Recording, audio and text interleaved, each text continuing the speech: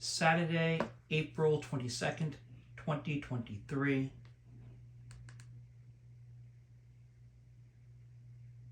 America, you have to go through a background check to adopt a puppy.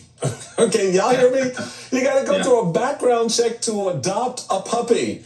But you don't have to go through a background check to own a gun in many states now. Why are there so many loopholes being created when it comes to guns? Well, the real challenge is that we're not listening to the communities that are most impacted. You know, survivors have spoken out loud and clear that they want stronger gun laws and common sense gun laws to change things. We've seen law enforcement come out and speak in states like Florida and all over the country to say we need action and we need more protections. But yet we've seen legislators pass in 26 states this permitless carry approach to addressing gun violence. And I really think that we need to think about how do we put the community back in safety and start to think about the people that are being impacted and not this big gun industry that's making billions off the deaths of so many people in our country. So let's shift to race, and everybody gets nervous when you do that. But it is an underlying thread in a lot of this conversation. And the shooting of Ralph Yarl is a good example where this is a case where that gun culture and race sort of came together. Can you speak to what happens when you add guns into the mix of racism and prejudice?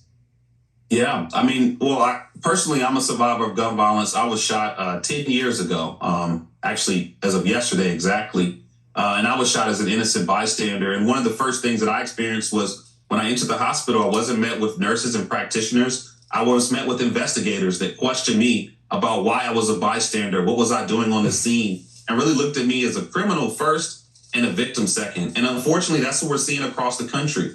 You know, this is a public health crisis, but in Black and brown communities, this is seen as a crime control only crisis. And what's happening is the legislation is encouraging harsher incarceration, harsher sentencing policies. But then we're also seeing this big surge in these stand your ground, or what we like to consider shoot first laws that encourage people to take lethal action before evading. And those type of situations cost us Ralph Yarl. You know, that's exactly what cost us the lives of people like Ahmaud Arbery. And every day there are so many Black and brown folks across the country that are losing their lives to this crisis and this type of reaction. And just because it's not filmed, just because it's not on CNN or MSNBC, doesn't mean it's not important. I mean, gun violence is now the #1 cause of premature death for all youth. But for Black youth, it's been the #1 cause since 2006. And this is also the #1 cause of premature death for Black men, #2 for Latino men, #2 for Black women. And so this crisis is not just something that's a fringe issue that we see when there's a headline. No, this is something that Black and brown communities are suffering from every day. And we're not the ones profiting from it. Who's profiting are these major gun industries. And we have to step up and provide more regulations, but also more resources for the communities that are suffering. Gregor Jackson, appreciate your insight very, very much. Thank you. Sources say President Biden may be very close, very close, to making his 2024 plans official. One small problem. A new poll says not many Americans want him to. 26% to be exact. Coming up, my all-star political panel joins me to talk about, how he might be able to overcome that and a whole lot more.